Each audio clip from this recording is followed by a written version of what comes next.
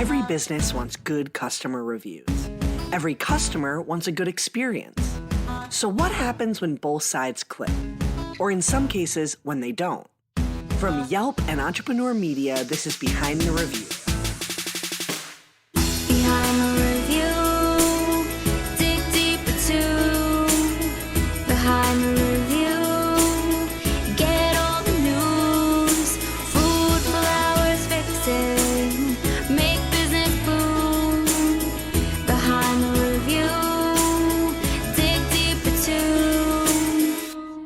I'm Emily Washkovic, Yelp small business expert. Normally, I pick one review on Yelp and talk to the entrepreneur and the reviewer about the story and business lessons behind their interaction. But this week, I'm doing a deep dive episode with former guest Josh Campbell on the topic of leadership. Let's give our conversation a listen. Last time we had Josh of Rescuer on the show, we got to learn all about the infrastructure of your HVAC business and the scope of your team.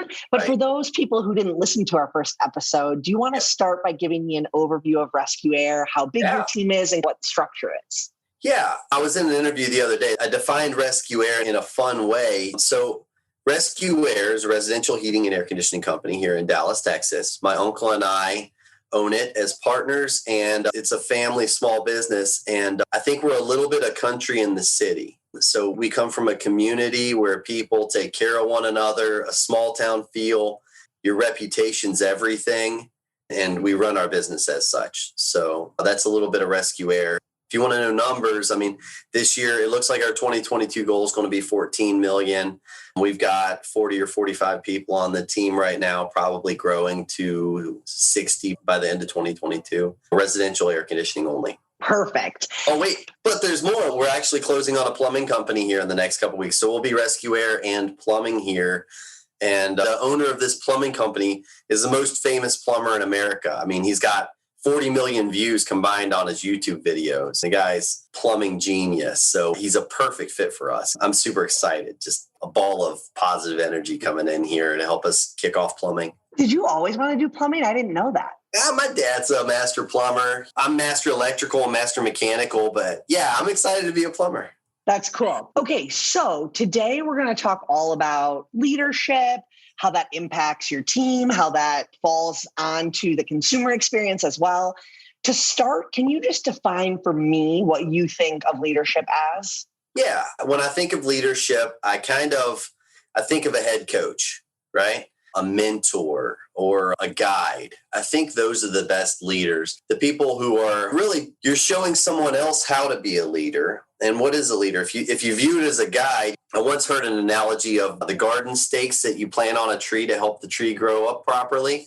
That's what leadership is in my mind. And you show somebody how to do that, and then they can do the same for the next. Yeah. And at your company, not everyone is reporting to you, right? There's like leaders in between you and some of your team. Can you share with me what qualities you look for in a good leader, but also what you can teach them, the skills that you can guide them through to make them good leaders? Yeah. So I think that people who turn into the best leaders end up being the ones that are really coachable. So I look for people who are working on themselves, right? If anybody comes in and they say, I'm reading all this stuff, I get a lot of young people that are doing that. It's kind of popular right now with these 20-somethings that they're reading all kinds of stuff. And you can tell that they want to grow into something more. So I look for people who are working on themselves. Somebody, and that usually tells me they're coachable. And it's the basics after that.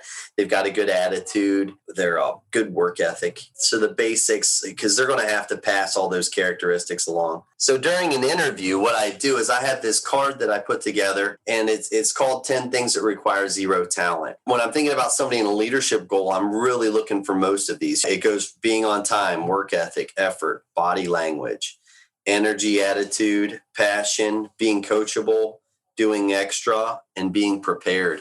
I'm kind of looking for at least a blend of those qualities.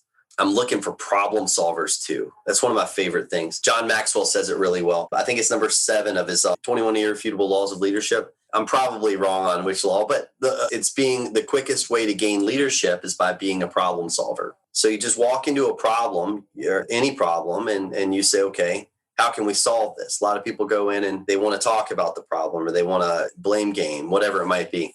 The person who walks into a problem and just finds the solution, puts a plan together to fix it, that's your leader. Yeah, that's a great one. And I think we'll give you a chance to do a rundown of books later, but even just the concept of seeking more knowledge, understanding others, I think that's huge. I know your business, so I happen to know that you're not always dealing with the happiest people or things don't always necessarily go as planned. How do you think leaders set up a situation where their team and their staff can come to them? Because I think that is what sets you guys so far apart, is there's this culture of making things right and customer service that has to be carried from the top down, or these people who are in your client's home wouldn't feel empowered to do that. So can you just speak on that a little? I got to give kudos to Yelp. You like the idea that a 1-star review can help me build a better business. That wouldn't have happened unless there was a 1-star review available. I think if you went back 20, 30 years ago, before the internet and before there was any sort of judging or gauging or analytics on how people feel about you, really the review system, so now I remember calling up a 1-star review and initially you're bubbling over, but then this is early in this company. I started realizing that, whoa, this guy just helped me identify a problem. I sent him a steak dinner gift certificate, not be angry with him. And now that's kind of evolved into a philosophy here where all of our leaders look at, that's your best client. This guy who gives you that 1-star review, as crazy as 99% of it is, there's 1% in there that's right, or he wouldn't be writing it. And if you find that 1%, you can take it and say, hey, we can do something with this. That's the same thing as these kids that are reading books, or that's a great leadership quality, I think. Yeah. And talk to me a little bit about how your team of leaders supports each other. I know you've spoken about these meetings that you have and how you bring people together to share their ideas. Can you just give some more color to that and how that really helps evolve the leadership? For sure. I think one of the things we do in our leadership team that's neat is we're really transparent. We're open and honest about our marriages and our kids and our struggles. We get really, really candid with one another in a leadership meeting about ugly stuff that a lot of people don't want to talk about. When we circle back to books, I'll tell you about one called Fierce Conversations. It's a great book. Susan something. It's not on the shelf. I probably gave it to someone. When somebody comes to my office, there's a good chance you're leaving with a book. So this book, our leadership team talks about how you need to discuss the ugly things. That's one of our big jobs as leaders. There's a stinky dead cat in the corner and you can't just leave it over there to rot. It's an old Papua New Guinea term called a mosquito. And it's most of the problems in a given business are there. We all know about them and nobody wants to address it. And we've got to see it, say it philosophy here. And it doesn't matter who you are, as long as you do it openly, honestly, and you don't attack anyone, right? It's not personal. Bring it up. And we do a great job here at Rescue Air of discussing the ugly problems, because if you do, you can do something about them. One other thing that our leadership team does at a very high level is anytime we encounter a problem, we had one this morning, right? A little bit of a meltdown in our install department. And I looked over at a young lady, our customer service manager, and she's in call center, really, right? She didn't have anything to do with this. I threw her the ball. I'm like, what could you have done differently that would have made that not happen? And then we go around the leadership team and you start thinking hard, what could I have done differently? Because that's all you can control is your own actions. And if we all come up with solutions, the next thing you know, you solve your own problems, one. But I think anytime there's a problem as a leader, we need to stop and say, what could I have done differently that made an impact? Could I have been looking for that? Maybe I noticed that happening in there and I didn't exercise, see it, say it just in passing. And it could be as simple as that. We're going to take a quick break, and then we'll be back to talk more about how to get your team invested in your company's success. If you're a small business owner, this is for you. Running a business is just plain hard. Endless to-do lists, employees to take care of, and your ever-present bottom line. So first of all, kudos to you for staying on top of it all. I want to tell you about Gusto. Gusto built an easier and more affordable way to manage payroll, benefits, and more. They help over 100,000 businesses with tasks like automated payroll tax filing, simple direct deposits, free health insurance administration, 401ks, onboarding tools, you name it, Gusto made it easy. And they really care about the small business owners they work with. Their support team is attentive and helpful. And since money can be tight right now, you'll get 3 months free once you run your first payroll. Just go to gusto.com/review and start setting up your business today. You'll see what I mean when I say easy. Again, that's 3 months of free payroll at gusto.com/review. That's gusto.com/review. I liked what you mentioned about you can only control yourself and what you would do differently. But as a leader, you're obviously motivating a team. How do you motivate your team to care as much as the leadership team? How do you motivate them to be invested and treat the customer the same way you would? Yeah. So I think dictatorship style businesses are either a thing of the past or they're dying. Another great book, Start With Why, Simon Sinek, right? If you look at any of these, you get everybody bought into the why that you're doing something before you present anything. And if you can get them to come up with the solution. So you say, okay, we're adding plumbing. What do you guys think? So I don't walk in and say, hey, guess what? I bought a plumbing company. I walk in and I say, okay, do you guys think it might be smart? And way before we even started looking at buying plumbing companies, do you think it might be smart? What are the advantages? And if you go around a leadership team, you get them to identify all those advantages, and then they'll say, yeah, we should do this. Then you go shop for one. It was their idea then, because they're the ones, and maybe you had the idea that you wanted to do it anyway, but you got their buy-in, and they understand the why we're doing it. And we did that with a collaborative approach. Yeah, I think a lot of people, they don't think that their team should have a say in that kind of stuff, or they don't think that an open dialogue is going to benefit them. Was that something that you learned from another leader? Was that something that you saw work for yourself and you just thought, I'm going to do more of this? You know, there's so many feelings out here, right? I don't know where I picked up on it, but at some point in time, the idea that like, okay, that didn't feel good, right? Was there another approach? And I think that's a little bit of it. And usually if there's that didn't feel good, or you see somebody handle somebody else in a way that didn't feel good, and you say, okay, what's another way you could have done that, right? And I grew up in family business. I'm third generation business owner. And my granddad and my dad, they weren't leadership books. My granddad started his company. There might have been like 5 leadership books that had even been published at that point in time. So I lived a little bit of that too. I think the idea, I'm going to need to pause on that one for a second. That's a really good question. Where'd that kind of come from? I don't want to put words in your mouth, but right. You told me in a previous interview, you always hire people smarter than you. And you're not worried about being the expert because you're the owner. So maybe that plays into it. Like you don't hire people thinking that they're all going to work for you and be under you. You hire people who you think are going to help you grow. Yeah, I have. This is weird. I don't know if it's even suitable for your uses. I looked through payroll and I was like, man, there's a lot of people who make more money than me. We pay our people really well, but I mean, they're wildly talented. The people who are getting paid better than me are more talented than I am. It's an interesting thing. My general manager's like, Josh, you've held your salary frozen for 1.5 years now. And I'm like, yeah, I make enough. I'm good. And he's like, yeah, but you're due for it. We can afford to. I'm like, yeah, I'm good. I'm good. I don't need to take a pay raise. I don't know that I'm worth anymore. You got to practice what you preach, right? I can't go giving myself a pay raise when I didn't produce at a higher level. We'll be right back. Satisfying customers is top of mind for every business owner, and satisfied customers are best served by empowered, connected teams that are able to focus on their work instead of technology issues. That's why with the Galaxy Book lineup, Samsung set out to make a PC that helps you reclaim the workday and keep the positive customer reviews rolling in. Invest in your workforce. Invest in your future. Upgrade to the Galaxy Book, the PC that helps modern businesses go further. Explore the whole range at samsung.com/Galaxy Book for work. There's something I was thinking about that we were discussing the other day. If you meet any one team member from Rescue Air, you know what we're about. So I think hiring needs to be wildly intentional. And you don't let somebody on the bus unless they're the right one to get on the bus. And somebody's technical skills or how many years of experience they might have, none of that matters to me. What matters to me are these good people? Are they coachable? They have good work ethic? Are they motivated?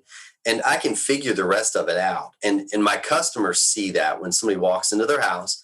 They know what they're getting each and every time. It's almost like a franchise model. You go there because you know what you're getting, right? And you order the same thing off the menu. When a rescue air teammate, it doesn't matter if they answer the phone or if they come to your front door, you know what you're getting. And I think that's just something super critical about the hiring process, including my leadership team. Yeah.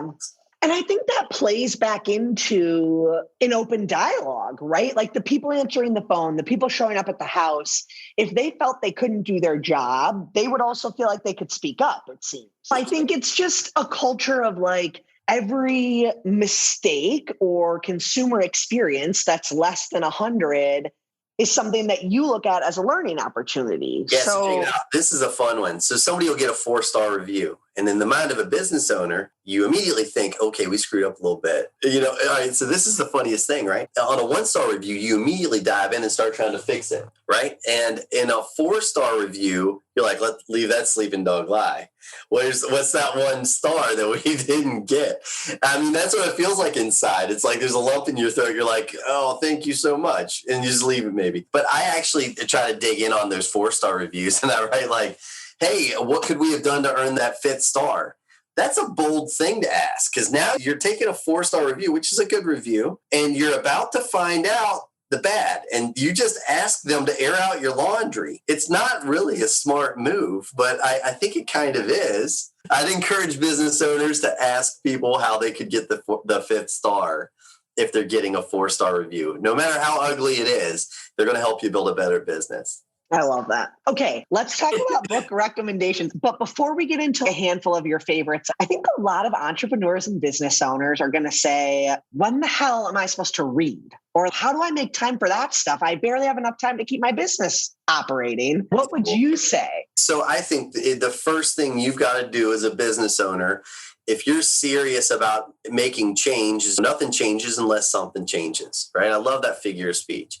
Growth is change. We've got departmental boards that are narrowed down to 4 things I expect from each department, right? And our leadership team has their own. Number 1 on it is develop your own leadership. I don't think there's any person that's more important to educate than the person at the top. And you can't give it to somebody else if you don't have it. So if you say, I don't have time to do that, you're just saying that it's not important to me. So you need to shift that. I don't have time to do that, and it's not important to me, to it is important to me, and that's why I have time to do that. Whatever else you're doing with your time that you think is more important than working on yourself is not. You need to work on yourself first. Yeah, you and I hit on that in our first episode, but that is so crucial. Like, putting off yourself is really only hurting you and everyone else. Like, that doesn't help your team either. Once you start growing, once you start getting into books a ton and you read them, then you take that wisdom and you slam it into your business. And it's like, whoa, that worked. Yeah, I love that. Okay, I know what one of your favorite books is, The 1 Minute Manager, right? Yeah, I do like that book. It's a good one. Okay, so that's on the list. What else do we have? Anything John Maxwell. I love this guy. He talks to me like my granddad. So that 3rd generation business owner. And my granddad's one of the earliest leaders I had. And when I hear John Maxwell speak to me, it's like my granddad's talking to me. And he talks to things about core values, that leadership core values. I think it really goes to that. A lot of faith too in there. So that's a great book. Other great books I mentioned, Start With Why. You got to be able to get people to buy in, and people buy in with their own whys, not with yours. So getting people bought in is a good one. Let me look around here for a second. Okay. The 5 dysfunctions of a team. If you have a leadership team, or really overcoming the 5 dysfunctions of a team, it's a profound book about really the 5 things are identified that create dysfunctional teams. And if you identify them, and I think you should do it in a leadership setting, if you have a leadership team, you should all read it as a team and then thank me later. That's that one really does work. One more. I like Excellence Wins. It's a book from the founder of the Ritz-Carlton, Horace Schultz. And he talks about just running a top level, excellent business and how they got to where they are. They shouldn't have been able to have the success they're having. I think it's a fantastic book. That's one. And anybody in your company can relate to that one too. So if you read that one, you can take excerpts and you can give it to anybody from, in my business, maybe a parts runner, maybe just someone working in call center or your general manager. So it works for everyone. Fierce Conversations. Susan, I can't remember the lady who writes it, but the businesses that have these challenges that are over there, and they think they're talking about what their real problems are, and they aren't really. And if you sniff around enough, everybody knows what these problems are. And if you just have the strength to discuss them and address, you can make some real progress. And it's a fantastic book. That's one for anybody in the business to read too. Heck, a husband and wife can take good value out of that one. Awesome. Is there anything that I didn't give you a chance to share? I pass out lots of gold stars around here. I think gold stars are underrated. They're little stickers, and when somebody does something excellent, I think it's really good in such a core basic way to just recognize people. Somebody gets to wear a gold star around, there's a sense of pride, but everybody else gets to see that they're doing something right and they were recognized by leadership. Pass out more gold stars. And that concludes our episode. Be sure to subscribe so you get new episodes every Thursday. I hope you enjoyed it and were able to take a thing or two away to implement in your own life. Whether it's a new idea that you can bring back to your business or a fresh perspective on how to be a positive influence as a consumer, we share these stories to inspire and create more meaningful connections in your local community. For more information about today's business or to connect with me, check out the show notes. Behind the review, dig deeper too. Behind the review, get all the news.